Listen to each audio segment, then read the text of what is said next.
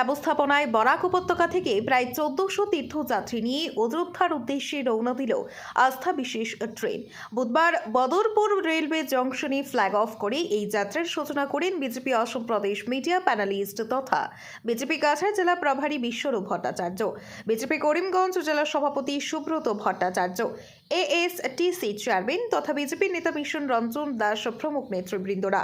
এই সময় উপস্থিত ছিলেন বিজেপি কালাইন মণ্ডল, কাটিগড়া মণ্ডল, পশ্চিম কাটিগড়া মণ্ডল, বদরপুর পাঁচগ্রাম মণ্ডল সহ করিমগঞ্জ জেলা, হাইলাকান্দি জেলার বিভিন্ন মণ্ডল সভাপতিরা। তাছাড়াও উপস্থিত ছিলেন বিজেপি কর্মীরা। অযোধ্যায় রাম মন্দিরে রামলালা প্রাণ প্রতিষ্ঠা হওয়ার পর বরাক উপত্যকার রাম ভক্তদের জন্য অযোধ্যাগামী এই আস্থা স্পেশাল ট্রেন দ্বিতীয়বার হচ্ছে। প্রথমবার গত 14 ফেব্রুয়ারি বিশ্ব হিন্দু পরিষদের ব্যবস্থাপনায় বিভিন্ন হিন্দুত্ববাদী সংগঠনের ১৩০০ কর্মকর্তারা গিয়েছিলেন। আর এবারে আজ বিজেপির ব্যবস্থাপনায় প্রায় ১৪০০ তীর্থযাত্রীকে রামলালা দর্শন করানোর জন্য নিয়ে আস্থা স্পেশাল ট্রেন অযোধ্যার উদ্দেশ্যে রওনা দেয়। বদরপুর রেলওয়ে জংশনে তীর্থযাত্রীরা জয় শ্রীরাম ধ্বনি দিয়ে মুখরিত করে তোলেন। রেল বিভাগের পক্ষে যাত্রীদের গেরুয়া টিকা দিয়ে বরণ করা হয়। তাছাড়া মহিলা মোর্চার পক্ষেও একইভাবে সকল রাম ভক্তদের গেরুয়া তিলক ও মালা পরিয়ে স্বাগত জানান। এদিকে এদিন শিলচরে এই বিশেষ ট্রেনের ফ্ল্যাগ অফ করেন লক্ষ্মীপুরের বিধায়ক কৌশিক রায়। তীর্থযাত্রীদের সাথে মত বিনিময় করেন। ব্যুরো রিপোর্ট, আজকের বরাক। আপনারা এই যাত্রী যাচ্ছেন তিরপেট থেকে যে যাত্রা আজকে শুরু হয়েছে আস্থার ট্রেনের হবে সকাল 10 ঘটিকায় রওনা হয়েছে। বদরপুরে পৌঁছাবে 9:30।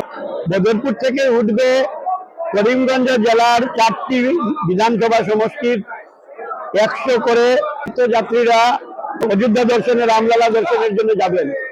এছাড়া কাছাড় জেলার কাঠিগড়া বিধানসভা সমষ্টি আরো 114 জন যাত্রী এই বদরপুরে উঠবে।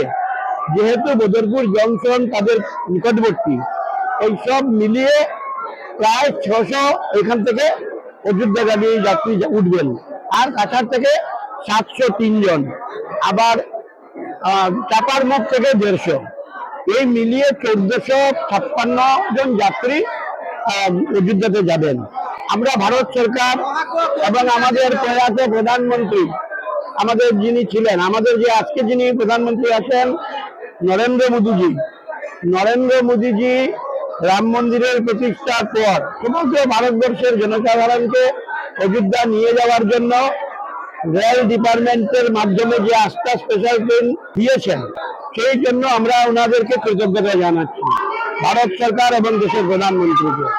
1820 টাকা আমরা এখান থেকে প্রত্যেক রাম ভক্তের থেকে তার আসা যাওয়ার টিকিট সহ রাস্তার খাওয়ার এবং আসার সময় রাস্তায় খাওয়ার, ওইখানে রাত্রিবাসের ব্যবস্থা সহ টোটাল খরচা ওদের 1820 টাকা আমরা ওদের কাছ থেকে দিয়েছেন এবং ওদেরকে টিকিট দেওয়া হয়েছে। আপনি লক্ষ্য করেছেন এইভাবে আস্থা ট্রেনের টিকিট দেওয়া হয়েছে। এইভাবে এখান থেকে যাত্রীরা যাবে এবং 1 তারিখ ওখান থেকে রওনা হবে 11:30, আর 2 তারিখ এখানে 2টার সময় পৌঁছাবে। আমরা খুব আনন্দিত যে ভারতবর্ষে আজকে যে প্রধানমন্ত্রী যে 700 বছরের আমাদের পরাধীনতার থেকে আমাদেরকে মুক্তি করেছেন রামলালাকে এবং ভারতবর্ষের সনাতনপন্থীদের, সেই জন্য আমরা কৃতজ্ঞতা জানাই। আমরা খুব আনন্দিত প্রধানমন্ত্রী সমুদ্রের 300 মিটার নিচে গিয়ে দ্বারকায় শ্রীকৃষ্ণের যে মন্দির ছিল সেই মন্দির দর্শন করেছেন এবং ওখানে তিনি ধ্যান করতে পেরেছেন।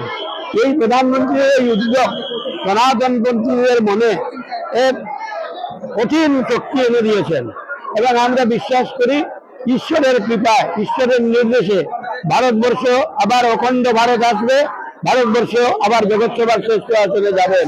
আর এর কাণ্ডারি হিসেবে নরেন্দ্র মোদীজির উপর সমস্ত দেব শক্তির আশীর্বাদ বর্ষিত হচ্ছে। এটা আমরা নরেন্দ্র মোদীজির 3-4টি পদক্ষেপে আমরা পরিলক্ষিত করেছি। আমরা আজকে কামনা করি যে আমাদের সমস্ত যাত্রী সুস্থভাবে যাক। এই আজকের যে দিন, এই দিন আসছে 500 বছর অপেক্ষা করতে হয়েছে। 73তমবার খরসমগ্রা সংগ্রাম করে এই বিতর্কিত বাবরি মসজিদকে ধ্বংস করেছে। বাবর যেই রকম রাম মন্দির ধ্বংস করে মসজিদ বানিয়েছিল, তেহত্তরবার সংগ্রাম করে হিন্দুরাও সেইভাবে এটাকে ধ্বংস করেছে। এটা নিয়মই, অন্যের জিনিস যদি আমি ধ্বংস করি তো আমারটা ধ্বংস হবে, এর পরিণতি এটা হয়েছে। যাই হোক, এখন আর কোনো বিদ্বেষ নেই, কোনো টেনশন নেই, ঝগড়াঝাটি নেই। রাম মন্দির যেদিন উদ্বোধন হয়েছে তারপরে যখন এটাকে নিয়ে কোনো প্রকারের কোনো উত্তেজনা নেই। এটা রামের ভগবান রামচন্দ্রের কৃপা।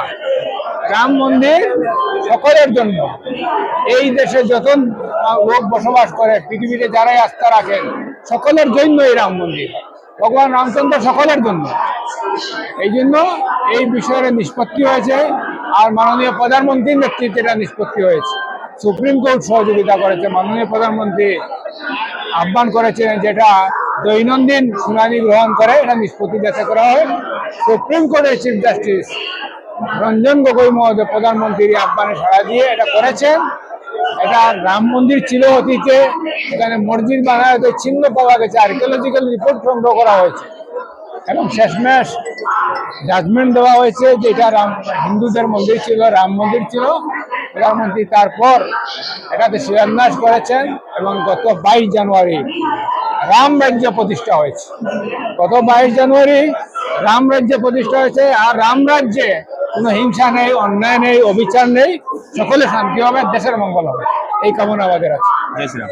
জয় শ্রীরাম। অযোধ্যার ভব্য রাম মন্দির কিছুদিন আগে যার শুভ উদ্ঘাটন হয়েছিল দেশের মাননীয় প্রধানমন্ত্রী শ্রদ্ধেয় নরেন্দ্র মোদীজির হাত ধরে, আর সেই শুভ উদ্ঘাটন পর্ব সম্পন্ন হওয়ার পর দেশের প্রত্যেক প্রান্ত থেকে কাতারে কাতারে মানুষ যাচ্ছেন এই রাম মন্দির দর্শন করার জন্য, রামলালার আশীর্বাদ ধন্য হওয়ার জন্য।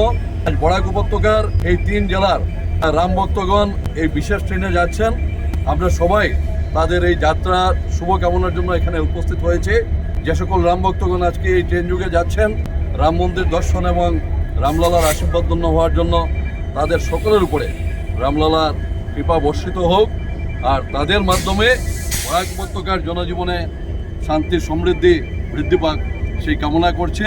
প্রভু রামচন্দ্রের কৃপা সকলের উপরে বর্ষিত হোক। আজকের এই ঐতিহাসিক মুহূর্ত, এই মুহূর্তের আমরা সবাই সংযোগ হতে পেরে, আমরা সবাই এই মুহূর্তের সাক্ষী হতে পেরে নিজেদেরকে ধন্য মনে করছি। জয় শ্রীরাম। জয় জয় শ্রীরাম।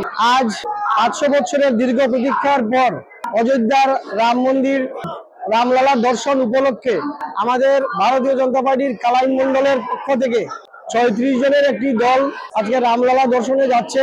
তাই আমরা ভারতের যশস্বী প্রধানমন্ত্রী নরেন্দ্র মোদীজিকে অসংখ্য ধন্যবাদ জানাই।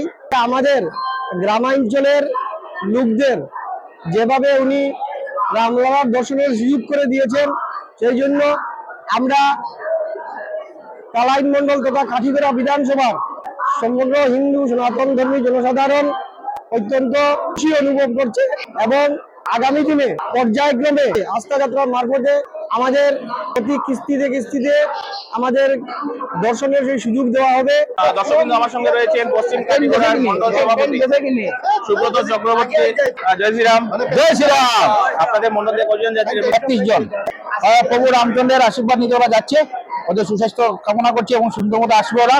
এবং যারা যাচ্ছে আজকে বরাক উপত্যকা থেকে সবাই যাতে রামলালার দর্শন করতে পারে, তাই জন্য আমরা প্রভু রামচন্দ্রের কাছে প্রার্থনা করছি। জয় শ্রীরাম। জয় শ্রীরাম। জয় শ্রীরাম। আমার সঙ্গে রয়েছেন বিজেপি কাটিগড়া মন্ডলের সভাপতি বিশালাক্ষ দেব বাবলা সহ মন্ডলের অন্যান্য কর্মকর্তারা। আজ বিজেপি থেকে অযোধ্যার উদ্দেশ্যে এক প্রতিনিধি দল রামলালাকে দর্শন করতে যাচ্ছে। এখানে উপস্থিত রয়েছেন কাটিগড়া মন্ডলের কর্মকর্তারা। এই কাটিগড়া মন্ডলে আজকে কি কার্যক্রম ছিল আমরা মন্ডল সভাপতি বাবলার কাছ থেকে জেনে নেব। জয় শ্রীরাম। জয় শ্রীরাম। আজকে সকালবেলা আমাদের সকাল 8:30 ঘটিকার সময় আমাদের কাটিগড়া মন্ডল কার্যালয়ে আমাদের মন্ডলের অন্তর্গত যে জিপিগুলো আছে সেই জিপি থেকে 27 জন বরিষ্ঠ কার্যকর্তারা আজকে রাম মন্দিরের উদ্দেশ্যে রওনা হয়েছে। তার জন্য আমরা সকালবেলা ওনাদেরকে 8:30 ঘটিকার সময় মন্ডল কার্যালয়ে আমন্ত্রণ জানিয়েছিলাম। এখানে আমরা যারা 27 জন যাচ্ছেন তাদেরকে মহিলা মোর্চার পক্ষ থেকে সবাইকে চন্দন দেওয়া হয়েছে এবং ফুল দেওয়া হয়েছে এবং আমাদের মন্ডলের পক্ষ থেকে আমরা ওনাদের সবাইকে সংবর্ধনা প্রদান করি এবং ব্রেকফাস্টের আয়োজন করি। তারপর ওনাদের সবাইকে নিয়ে আমরা বদরপুর রেল স্টেশনে এসে পৌঁছেছি। অল্প কিছুক্ষণের মধ্যে এখান থেকে এই ট্রেন ছাড়বে। আমাদের সমষ্টি থেকে 100 জন কার্যকর্তা আমাদের রাম মন্দিরের উদ্দেশ্যে রওনা হচ্ছে। তার জন্য আমরা বিশেষভাবে আজকে যে ব্যবস্থা করে দেওয়ার জন্য আমাদের মাননীয় প্রধানমন্ত্রী শ্রী নরেন্দ্র মোদীজি এবং মাননীয় মুখ্যমন্ত্রী ডক্টর হিমন্ত বিশ্ব শর্মা সহ জেলা ও রাজ্য নেতৃবৃন্দকে আমরা কাটিগড়া মণ্ডলের পক্ষ থেকে ধন্যবাদ জানাই। জয় শ্রীরাম, ভারত মাতা কি, ভারত মাতা কি, নরেন্দ্র মোদী জিন্দাবাদ, হিমন্ত বিশ্ব শর্মা জিন্দাবাদ, জয় জয় শ্রীরাম, জয় শ্রীরাম, রাম জন্মভূমি কি, রাম जन्मभूमि की, अयोध्या पावन धाम की, मंदिर तो जाकी है, राम मंदिर तो जाकी है।